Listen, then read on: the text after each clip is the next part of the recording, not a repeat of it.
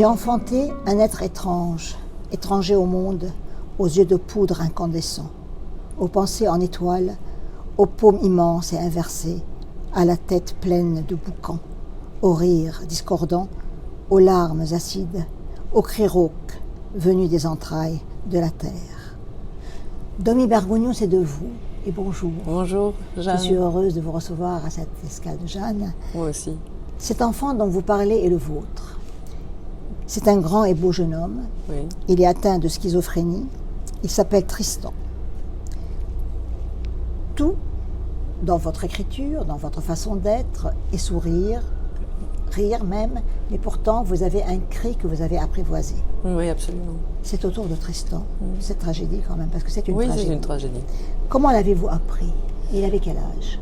Alors, il a commencé à avoir une première crise à l'âge de 16 ans, qui a été extrêmement forte. Oui. Il a été diagnostiqué dans un premier temps bipolaire. Puis ensuite, il y a eu une crise très très importante qui avait donné lieu à une hospitalisation longue, qui correspond un petit peu à la dernière fois où on s'était rencontrés, Oui, en fait. oui. Et cette fois-là, il a été diagnostiqué alors schizoaffectif, c'est-à-dire à la fois bipolaire et schizophrène. Et jusqu'à 16 ans, vous n'avez rien vu? Jusqu'à 16 ans, ça a été quand même un enfant compliqué parce qu'il était à la fois précoce, il était à la fois, il avait un trouble de l'attention, donc il a pris de la Ritaline. Enfin bon, c'était un enfant qui a toujours été difficile. Vous ne pensiez pas que ce serait ça? Non, non.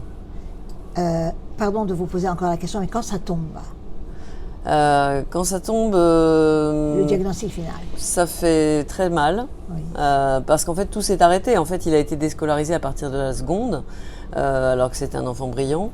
Et effectivement, tout s'est arrêté. Tout s'est arrêté et sa vie sociale s'est arrêtée. Et je suis devenue, par la force des choses, un peu justement un peu le centre de sa vie, alors que ça n'est pas normal. Enfin, Oui. un jeune homme qui grandit, il doit avoir des amis de son âge, il doit avoir des amours de son âge, il doit avoir une vie de jeune homme qui se bâtit. Et petit à petit, en fait, les gens qui étaient autour de lui se sont éloignés.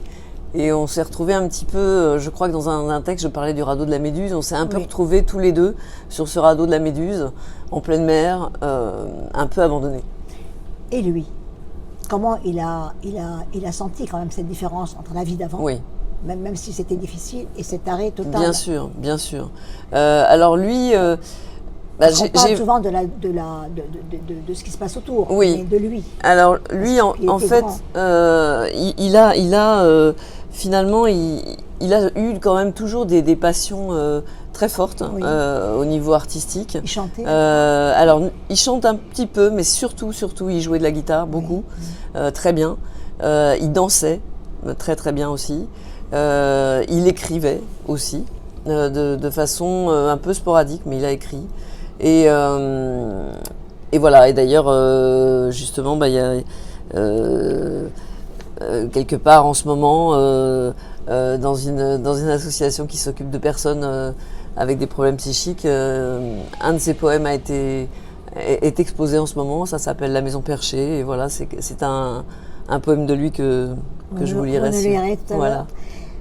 Alors, il y a la course quand même vers l'espoir. J'insiste beaucoup parce que quelque part, vous témoignez en tant que maman. Oui. Et je pense qu'il y a beaucoup de personnes qui attendent ce témoignage aussi. La course vers l'espoir, parce qu'elle ne s'arrête pas, cette course, j'imagine. À jamais, non. Toujours? Ah oui. Parfois, c'est difficile. Il y a eu, récemment, justement, la dernière crise, celle qui est en cours et qui l'a emmené à être transféré en province, très loin de moi, dans une unité fermée qu'on appelle une UMD.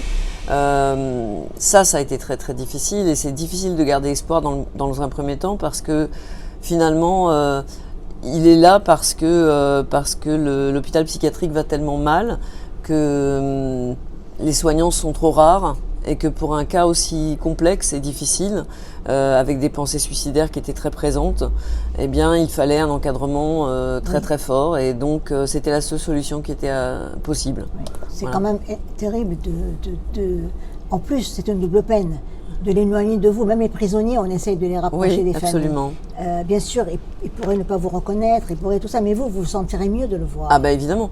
Et puis de toute façon, même même si ça peut arriver effectivement qu'il pense que je suis pas sa mère, ou ça peut arriver des choses comme ça, mais globalement sur depuis le début de sa maladie, j'ai quand même toujours été présente et son pilier central, quoi, et presque parfois la seule personne qu'il voyait. Donc ce lien, il est essentiel, je crois, aussi pour lui. Alors justement, travailler et être présent, comment on fait? Eh ben on fait. Alors, par exemple, cette dernière crise qui vient de passer, contrairement à la première où finalement ça avait généré chez moi tout un recueil, cette fois-ci j'ai été dans un état de sidération qui m'a, à part le premier texte que vous avez lu, qui est récent, mais sinon j'ai très peu écrit. Parce qu'il y a eu cette forme de sidération de se dire mais il devrait pas aller là, enfin c'est pas sa place, quoi. Donc j'étais dans un état de révolte et de sidération et j'avais plus de mots. Et ce qui m'a complètement aidé à tenir, pour le coup, c'est le chant, parce qu'il y a aussi le chant dans ma vie, et c'est le fait de chanter, et j'ai continué à chanter toutes les semaines malgré le cœur brisé. Voilà. On fait un petit chant pour Tristan. On fait un petit chant pour Tristan. Oh, que será que me dá, que me bole por dentro, será que me dá, que brota a flor da pele, será que me dá, e que me soba as faces e me faz corar, e que me salta aos olhos a me atraiçoar, e que me aperta o peito, me faz confessar, oh, que não tem mais jeito de dissimular, e que nem direito ninguém me recusar, e que me faz mendigo, me faz suplicar, o que não tem medida nem nunca terá, o que não tem cansaço nem nunca terá, o que não tem remédio. Je vous vois très émue, je le suis aussi. Moi, j'ai compris un peu ce que vous chantez. Traduisez en quelques mots pour ceux qui vous écoutent. C'est une chanson qui parle du sens de la vie, un peu. C'est une chanson de Milton Nascimento et Chico Buarque. Et c'est une chanson qui parle du sens ou du non-sens de la vie, et du fait qu'il n'y a pas de limite, il n'y a pas de remède, il n'y a pas de... Comment faire avec tout ce qu'on ressent. Voilà. On la prend de plein fouet, la vie. Ouais, c'est ça. Alors, vous êtes atteinte, comme on l'a dit, dans votre cœur, dans votre chair. Je suis très émue de vous avoir entendu, et vous êtes émue vous-même, dans votre destin aussi. La vie d'une femme, on la place où quand on est la mère d'un jeune homme qui a, je dirais, ce genre de drame, qui est une maladie, il faut dire quand même. C'est une maladie, oui. Voilà. Alors justement, ce qui me révolte beaucoup, c'est qu'ils sont toutes ces personnes-là sont extrêmement stigmatisées, elles sont tenues à l'écart de la société, on les cache, on ne les voit pas. Il n'a jamais pu travailler, il ne pourra sans doute jamais travailler, et ça c'est une grosse révolte pour moi. Donc j'ai toujours essayé de lui trouver des buts dans sa vie, parce que finalement ce qui revient quand même tout le temps, c'est qu'il est très lucide et très conscient hors crise, il est conscient. Voilà. Il est extrêmement intelligent et extrêmement conscient de sa vie, qui est quand même une vie terrible. Et donc la tentation de mourir, elle est là, elle existe depuis des années, et je me bats contre ça aussi. Et bon, cette fois-ci, j'ai pas pu me battre toute seule. Voilà, c'est ça la différence. J'ai oublié la question. Justement, ce qui est terrible, c'est très émouvant, c'est que je vous ai dit où est votre vie de femme dans tout cela. Vous m'avez parlé de lui encore dans sa vie à lui. Oui. Et votre vie de femme? Alors oui, si, ma vie de femme, j'ai des amis, j'ai des gens autour de moi. Je fais en sorte d'avoir quand même une vie. Mais est-ce qu'on peut construire une relation? Je pense que c'est quand même possible. C'est possible. Je pense que c'est possible, encore faut-il trouver la personne qui vous prend avec ce lourd pactage. Oui. Voilà. Je vous avais interviewé en 2018. On vous avait découvert aussi dans tout le bleu domi, comme on l'appelle. Vous écriviez alors « Avancez à pas fiers vers les grains du soleil jetés à l'horizon ». Mais à l'époque, il sortait, je crois, d'une crise, et vous étiez en pleine d'espoir, heureuse. Oui. Vraiment très heureuse ce jour-là. Oui. Et je me souviens aussi que le grand poète Robert Notenboom, qui avait préfacé un de vos livres, avait écrit que chez vous, la tristesse devient mystique, le rythme devient incantatoire en vers presque classiques. Et vous aviez juste après, vous étiez revenue toute heureuse. Alors, racontez-moi comment vous faites aujourd'hui. Parce qu'aujourd'hui, c'est un autre jour. Aujourd'hui, c'est le jour, c'est le hasard qui a fait ça. C'était une sortie de crise, un retour à la vie. Exactement. Aujourd'hui, on l'enferme. Donc, entre les deux interviews, vous sentez quoi par rapport aux deux? Voilà. Alors, entre les deux interviews, pendant des années, Tristan a eu une vie quand même assez stable, certes très en dehors de la société, très seul, très solitaire, avec pratiquement pour seule personne vivante qu'il voyait, c'était moi, très souvent. Mais il avait quand même des activités, il faisait du théâtre, il faisait de la musique, il faisait du sport beaucoup. Il a été mannequin à une période? Il n'a pas été mannequin, mais il l'aurait pu parce qu'il était vraiment très beau. Il faisait du judo, il faisait de la boxe, il faisait beaucoup de choses. Une vie normale. Une vie presque normale. Disons qu'il allait en tout cas dans des endroits où c'était d'autres personnes normales avec lesquelles il partageait des activités. Donc c'était possible. Et puis là, tout récemment, la crise a été tellement forte, il a été envahi par ce qu'on appelle des voix, des hallucinations. Et là, ça brise tout, ça empêche complètement le contact avec les autres. Et c'est une douleur telle. La grosse différence aussi, c'est que quand il était plus jeune, c'était très compliqué de l'hospitaliser parce qu'il ne voulait évidemment pas l'être. Cette fois-ci, c'est lui qui m'a supplié de partir aux urgences et d'être hospitalisé tellement sa souffrance était terrible. Et parce qu'il avait envie ses voix lui disaient de se jeter par la fenêtre. Donc c'est quand même... c'était très grave. Très très grave, bien sûr. Quand on arrive aux urgences, sont les urgences psychiatriques? C'est épouvantable. C'est-à-dire que là, par exemple, la première fois qu'on est arrivé ce jour-là, on a attendu 6 heures, comme on attend maintenant aux urgences. Et le psychiatre, qui était évidemment le seul de tout l'hôpital, est totalement débordé, a vu Tristan, qui finalement, entre-temps, s'était un peu apaisé, m'a dit, écoutez, il n'y a pas de place, je ne peux rien lui proposer. Il est en liste d'attente pour l'hôpital de son secteur. Vous êtes avec lui? Reprenez-le chez vous. Donc, on est rentré chez moi. On a passé la nuit comme ça. Et c'est le lendemain matin, finalement, qu'à 7h du matin, il a frappé à ma porte. Je lui avais dit, si tu entends des voix, qu'elles te disent quoi que ce soit, viens me voir. Mais heureusement qu'il a pu venir. Oui, mais c'est extraordinaire. Mais complètement, c'est un miracle. Donc, en fait, il est venu me voir et il m'a dit, maman, je t'en supplie, amène-moi à l'hôpital. Les voix me disent de me jeter par la fenêtre. Donc, on est reparti à l'hôpital, on a réattendu 6 heures. Et là, il a été hospitalisé. Mais bon, c'est insensé. C'est complètement insensé. C'est insensé. Ça veut dire que s'il, par malheur, il s'était jeté par la fenêtre, on vous avait rendu un jeune homme qui était dans une souffrance psychique totale. Et on vous a laissé seul avec lui. Et c'est la faute de pas de personnel, de pas de place. Exactement. C'est pas. Pour le coup, vraiment, j'ai plutôt de la reconnaissance envers les soignants, parce que je trouve qu'ils font un métier extrêmement difficile. Ils sont beaucoup trop peu nombreux. On leur met une charge de travail qui est épouvantable, et ils en deviennent presque parfois contre leur gré maltraitants. Parce qu'ils n'ont pas les moyens de s'occuper correctement des gens. Ils ne sont pas assez nombreux. Je sais aussi que toutes ces maladies psychiatriques, on aime, comme vous avez dit tout à l'heure, on les élague. Ah oui. Même on est prêt à faire plein de choses, à mettre de l'argent partout. Je ne parle pas seulement de sur le plan politique, il n'y a rien qui est fait. Sur le plan politique, même sur le plan, je dirais, solidaire. Oui. Les gens ne descendraient jamais pour faire une manif pour des jeunes. Complètement. À part, je crois que ça existe, Mad Pride. Il y a effectivement, il commence à y avoir des initiatives, mais plutôt qui viennent de gens qui eux-mêmes sont touchés par la maladie. Tout à fait. Mais évidemment pas d'une institution quelconque. Alors, il y a aussi eu ce pouvoir de l'écriture qui a adouci un peu votre vie, en quelque sorte.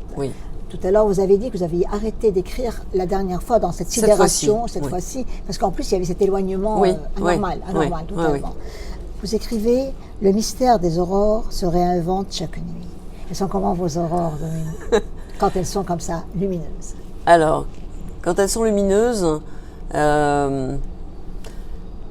elles sont pleines quand même d'espoir. Oui. Elles sont pleines de l'espoir qu'il retrouve sa vie, avec ses projets à lui, et qu'il puisse aussi avoir une vie en dehors de moi. Ça, c'est vraiment un gros espoir, parce que il va avoir 30 ans là, il va avoir 30 ans en juin, dans une unité fermée, dans laquelle je ne pourrais peut-être même pas aller le voir pour son anniversaire.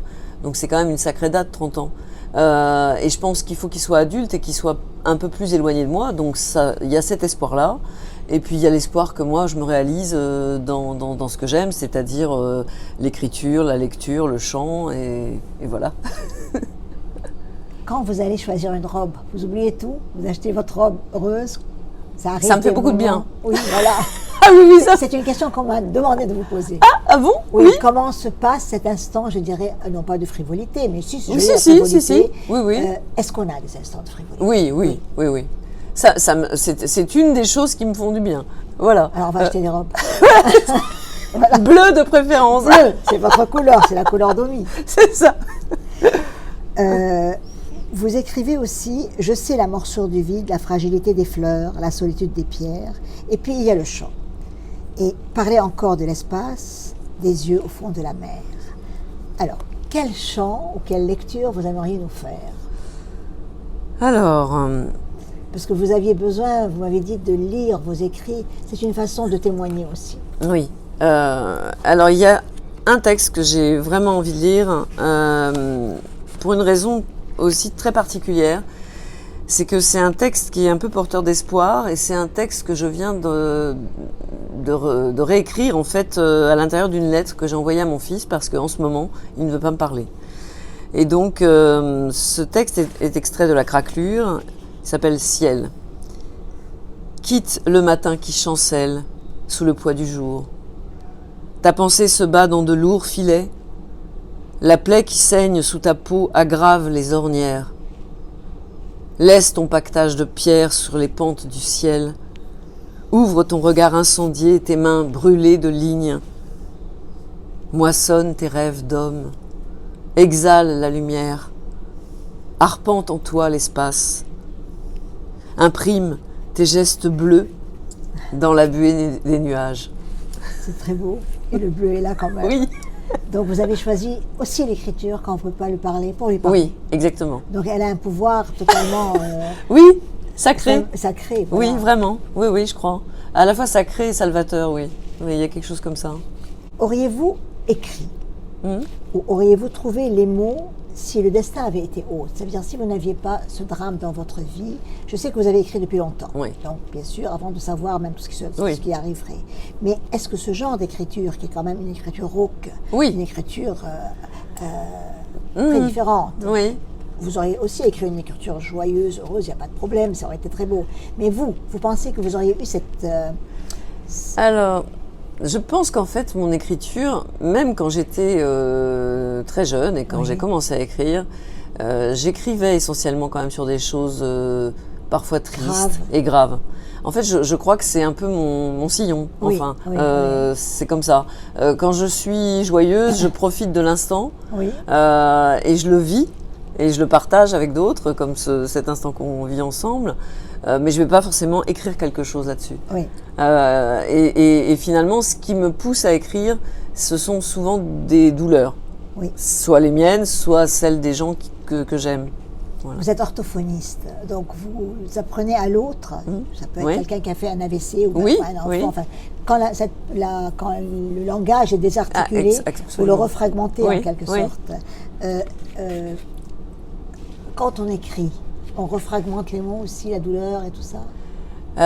Oui, c'est quelque chose, en fait... alors, je ne voudrais pas déformer le mot, mais je suis très sensible à cet art japonais, je crois que ça s'appelle du sensuke ou quelque chose comme ça, où on met de l'or sur les sutures. Et en fait, pour moi, c'est ça l'écriture. C'est vraiment essayer de transformer quelque chose qui était brisé en quelque chose qui va être beau, parce qu'on va faire couler un peu des filets d'or entre les fêlures, justement.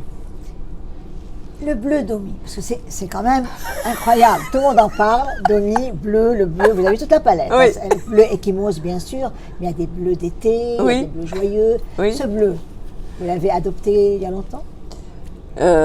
C'est un peu ma signature, Oui. c'est vrai. Voilà, c'est un peu ma signature. Enfin, c'est une couleur que j'aime. Oui. Même chez moi, il y a des murs qui sont bleus, il y a des toiles qui sont bleues. Il y a, oui, c'est vrai. nécessaire. C'est vraiment quelque chose qui me fait du bien. Oui. Voilà. Quand vous écrivez, justement, qui est en scène quand vous écrivez Oui. Le bleu équimose?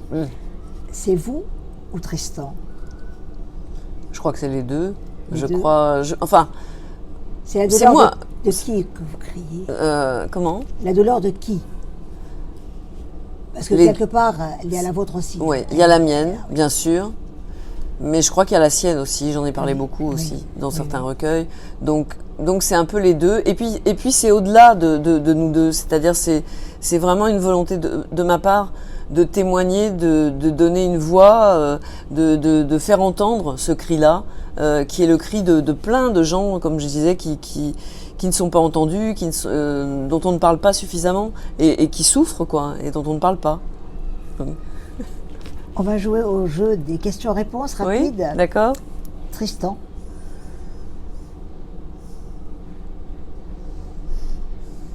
Un destin difficile, en partie brisé, mais pour lequel je garde de l'espoir.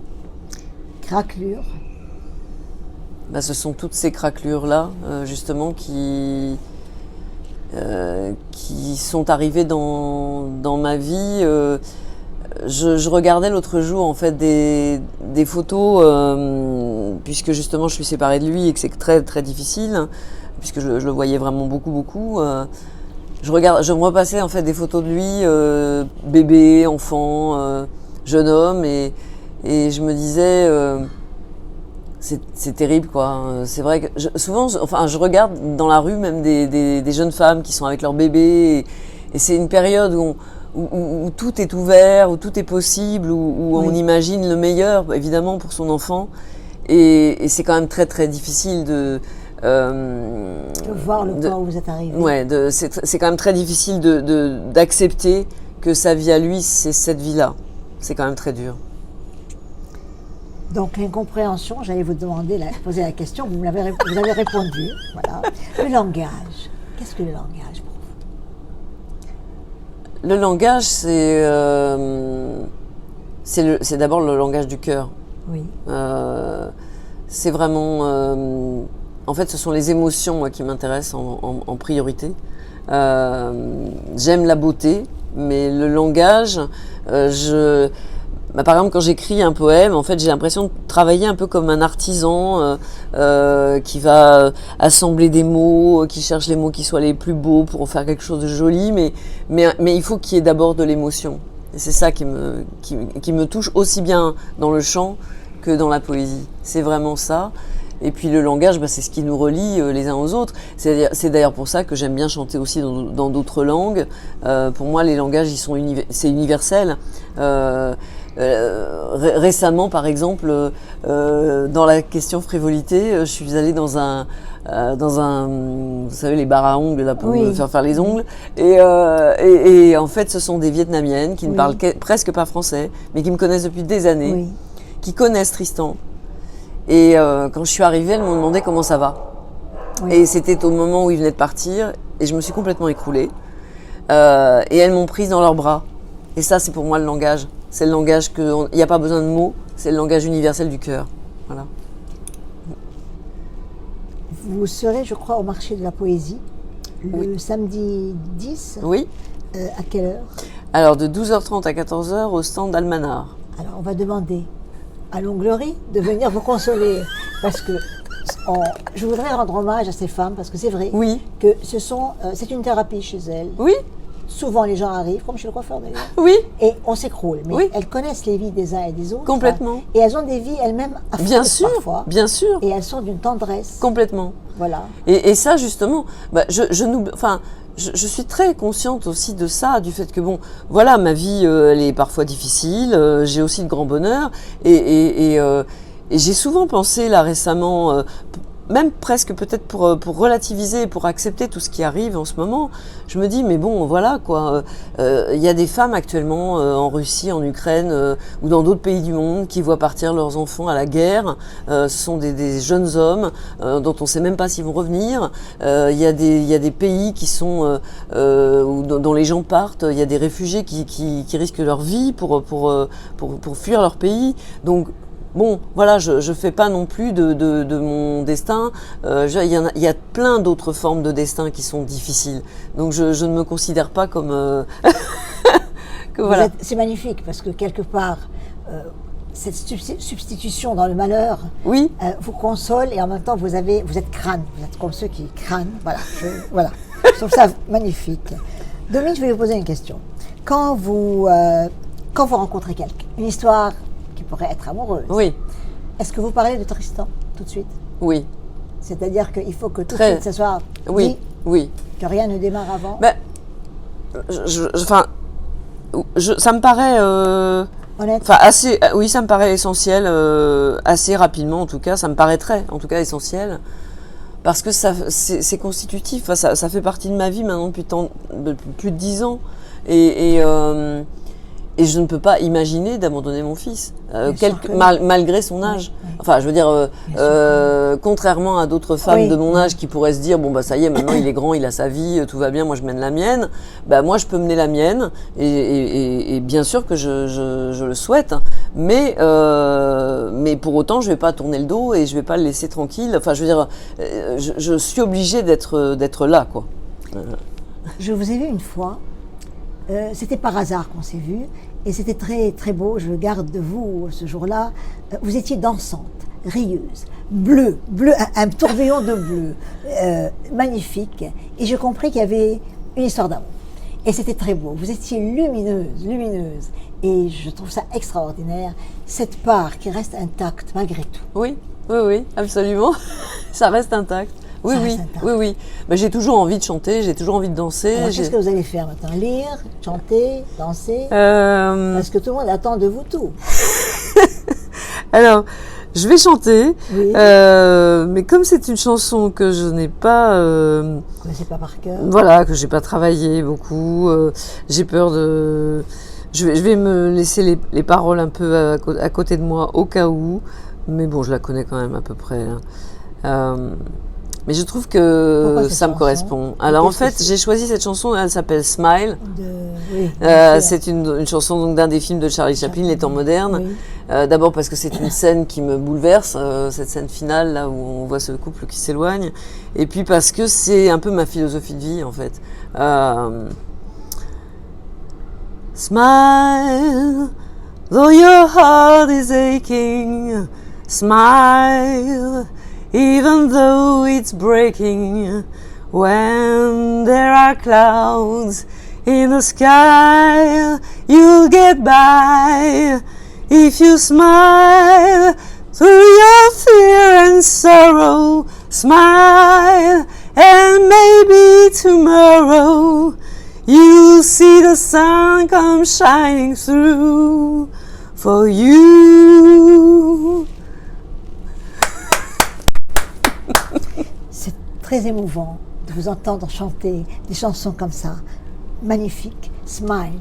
Et en même temps, on sait que quand même, c'est compliqué. Oui. Mais en même temps, vous riez. J'ai l'impression qu'aujourd'hui, on a parlé du pire, on a parlé en même temps de l'onglerie, on a quand même parlé aussi du bleu, on a parlé de l'amour, on a chanté. C'est magnifique, magnifique. Oui. Alors, combien de livres depuis la dernière fois, depuis 2018? Combien de recueils? Alors, il y en a eu 3 qui sont sortis presque, en fait, suite au Covid, tout s'est un peu bousculé, on va dire. Ah, oui. Et du coup, il y a eu des sorties pratiquement tout en même temps. Vous nous dites leurs titres? Alors, il y a eu La Craquelure, qui a donné lieu à un livre d'artiste avec Jean-Denis Bonan. Oui. Il y a eu aux éditions Almanach. Il y a eu À tout ce qui la sert aux éditions Le Coudrier. Oui. Et il y a eu Au berceau de nos bras, coécrit avec Patricia Rickvert, aux éditions Bleu d'encre. Les 3 pratiquement en même temps. En même temps. Voilà. Et vous aviez écrit, je crois aussi, celui où un coup dans la tempe ou quelque chose. Ah oui, dans la tombe du jour. Dans Oui, la tombe oui, du oui, jour, voilà. je suis Donc, désolée, je l'oubliais, je Non, l'ai mais c'est pas oublié. grave. C'est aux éditions Alcyone, Alcyone, absolument. voilà. Et c'était au contraire, je me souviens que j'avais même adressé ce premier recueil à Joëlle Pétillot, qui est une Oui, amie, oui. parce que c'était elle qui m'avait dit, tu devrais leur envoyer tes textes. Voilà. Et j'aime beaucoup les visuels de Jean-Denis Bonan, qui Oui. est extraordinaire. C'est Oui. un grand cinéaste, mais Oui. aussi il dessine merveilleusement Oui, oui, bien. voilà. En tout cas, je reviens encore parce que j'ai pas envie d'arrêter. Si je vous donnais une baguette magique, qu'est-ce que vous ferez, à la fois pour vous et Tristan et pour tout le reste? Ah bah, si j'avais une baguette magique, On serait pas là. ça non, On on serait au bord de la plage, il y aurait la mer, Voilà. et il y aurait la paix dans le monde. Mais encore, quelque chose de plus proche. Alors quelque chose de plus proche, si j'avais une baguette magique, ben, bien sûr que mon fils ne serait pas malade, évidemment, ça serait la première chose. Et si j'avais une baguette magique, oui j'aimerais, je me verrais bien habiter sur une île en Grèce, avec des murs blancs, des volets bleus, et la mer devant moi. Le bleu aussi. Oui, le bleu. Une mer bleue quand Ouais, même. oui, une mer bleue. Voilà. Oui. Est-ce que vous aimeriez être chanteuse lyrique? Alors, chanteuse lyrique, non, parce que je pense que formation. c'est une question d'abord d'âge aussi. Je n'ai pas la formation pour, mais chanter, oui, ça c'est clair. Vous avez chanté, je crois. J'ai chanté, je chante et je chanterai. En gros, c'est ça. Je chante du rock. J'ai un groupe de rock dans lequel je chante toutes les semaines. Je vais remonter un groupe de jazz. Oui. Je vous avais vu, je crois, voilà. dans une vidéo où vous chantiez devant le public. Enfin, Oui. C'était très beau. Donc je chante régulièrement. J'ai chanté là, ça s'appelle des jam rock en fait. Oui. C'est des moments de partage où on vient sur scène avec des gens qu'on ne connaît pas et on reprend des standards. Et j'avais chanté récemment une chanson parce que Tina Turner venait de mourir et j'ai repris Proud Mary. Voilà, parce que c'est une femme qui me touchait beaucoup. C'était une résiliente elle aussi. Voilà. Vous voulez nous dire quelque chose? Oui, peut-être, oui. Oui, je pense que celui-là, ça serait bien que je le lise. Il est extrait donc de Au berceau de nos bras. Je suis la femme louve. Regardez tout au fond de mes yeux gris et or. Vous y verrez vos âmes rôdées, errantes et sombres. J'ai laissé des odeurs de larmes sur la pierre, des empreintes d'amour dans le creux de la roche. J'ai caché mon enfant dans les replis du jour. Ne vous approchez pas de son être blessé.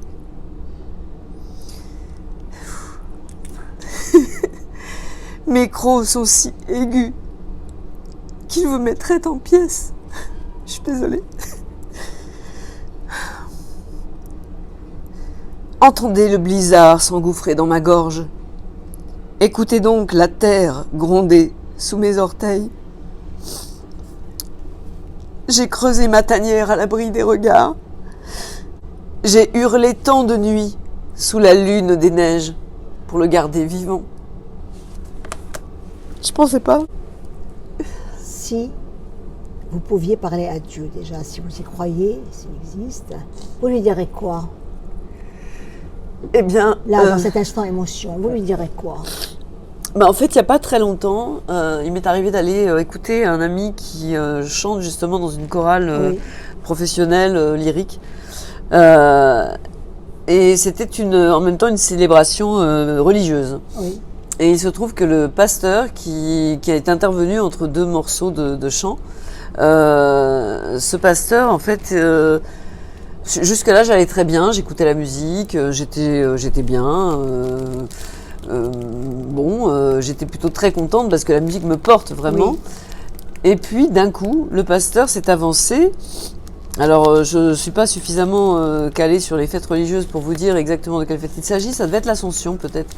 En tout cas, enfin bon, c'était la résurrection, bref, voilà.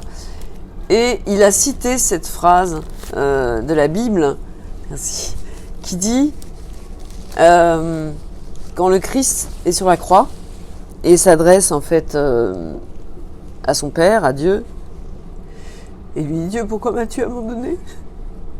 Voilà. Je vous donne toute la place.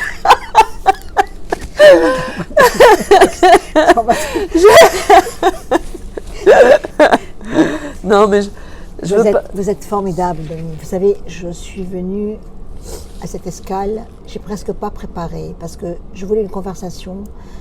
Vous avez vécu quand même, vous êtes bousculé par la vie, très bousculé. Et il y a je me suis dit, il y a un seuil. Jusqu'où va aller cette bousculade? Oui. Alors, elle rit, elle est en bleu, mais le dernier coup a été vraiment terrible. Oui, oui. Et en même temps, et c'est encore très frais. Vous êtes très belle, même quand vous pleurez, je vous le dis, parce que tout simplement, je le pense, cette beauté radiante oui. de la grande peine, qui est plus que le chagrin. C'est oui. quelque chose qui ne peut pas... Enfin, oui. l'espoir, là, il est un peu ténu et ne peut pas finir. Donc, vous essayez de faire avec. Et exactement. faire avec, c'est une étape très difficile. C'est très dur. Voilà. Mais en fait, c'est un petit peu ce que m'avait dit, alors donnez-moi son nom. Samuel Doc. Voilà, Samuel Doc, au rendez-vous de Jeanne. Voilà. Il avait évoqué, en fait, il avait évoqué sa sœur qui est schizophrène et il s'était adressé à moi, je crois après ma lecture d'un poème, pour me dire, finalement, c'est peut-être un peu violent ce que je vous dis, mais il y a un deuil à faire de la personne qui est telle qu'elle était avant. Oui. Et c'est vrai. C'est vrai, ça. Il y a une forme de deuil. Alors, moi, je la fais pas complètement parce que j'ai envie de lire, tiens, le texte de Tristan. Oui. Parce que Tristan a écrit aussi et que Tristan est quelqu'un de doué pour plein de choses et que je garde cet espoir-là ancré en moi et ça me tient quand même. Oui. Il a écrit ce texte-là qui est en ce moment donc exposé, qui s'appelle Le rouleau bleu. Je déroule un bandeau de papier bleu, des milliers de papiers s'enroulent. J'écris sur la salive blanche de la mer, le sable. Je marche sur un grand papier jaune. Le papier est différent. Avec mon bateau, j'essaye de plier les deux papiers ensemble. Les nuages sont tristes. Le soleil s'endort contre les étoiles. Dans mon cœur, je vois ces choses s'illuminer. Dans la nuit, je suis tombée sur le grand papier jaune. Je me couche. J'ai mal. Mon pansement, c'est le ciel bleu. Et en fait... c'est le bleu de sa main. Ouais. Et ce poème, ce qui est incroyable, c'est que ce poème, c'est un poème qu'il m'a dicté quand il était tout petit. Il avait 7-8 ans. Donc c'est un être étonnant quand même. Ah oui, c'est magnifique. C'est magnifique. Oui, bien sûr. Et donc tous ces talents-là, ils existent. Et donc je me dis... et en même temps, quand je pense à lui, je pense à ces vers de Nerval. J'ai pas une très bonne mémoire pour les textes, malheureusement.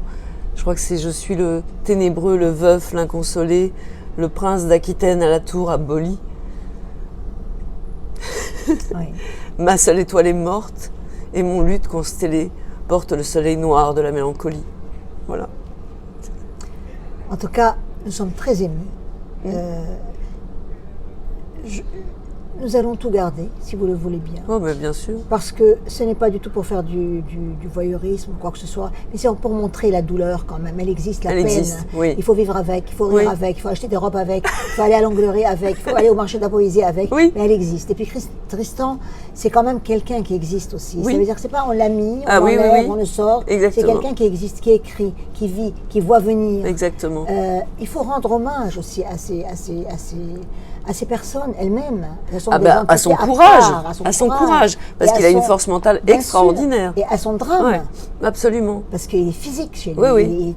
C'est terrible. Oui. C'est terrible. Est-ce qu'on peut chanter pour finir peut-être une chanson que vous auriez chantée comme ça, si vous étiez sur un bateau, devant un horizon bleu. J'ai un bon verre, je ne sais pas, de vin qui attend. Vous avez... comme ça, du vent dans les cheveux. Une chanson que j'aurais assez envie de fredonner, c'est tout simplement sans doute un standard de jazz, peut-être comme swallowing my pain with his fingers and saving my life with his words. Killing me softly with his songs, killing me softly with his songs, telling my whole life with his words, killing me softly with his songs. Merci Jeanne. Merci. C'est moi. On serait resté des heures. Et je vous remercie infiniment Oui. d'être venu, d'avoir dit beaucoup de choses, parce qu'on a vraiment voulu axer quand même sur Oui. tout ça, parce que c'est Oui. un message, vous portez Absolument. un message. Oui. Donc, J'aimerais qu'on puisse en parler beaucoup de ça. Et Oui. qu'on l'entende partout, Oui. qu'on vous voit, qu'on vous interviewe, qu'on écoute. Oui. Il n'y a Oui. pas meilleur témoin que quelqu'un qui le vit en direct. Absolument, oui. Oui. Voilà. Et vous avez quand même cette poésie. Vous Oui. allez être au marché de la poésie. Je vous ai vu dans beaucoup de lectures Oui. aussi. Oui. Et on vous aime beaucoup. Voilà. Merci, Moi, je vais Jeanne. pas chanter. Je vous dis bravo. Et vraiment, je vous ai donné du Kleenex. Voilà, Ah oui, comme ça, j'ai été fournie en, en mouchoir. Et nous allons terminer cette escale qui était particulièrement émouvante. Le bateau va partir. Oui. Il est submergé. Oui. Et vous aussi. Et moi aussi. Mais on va retrouver Mais une voilà. île, Il y a une île quelques grecque. vagues, voilà, mais tout ira. Oui, Voilà. tout ira bien. Un grand merci, vraiment. Merci, beaucoup, Jeanne. Domi Bergoni. À bientôt. C'était l'escale de Jeanne, donc. Au Un revoir. grand merci. Merci.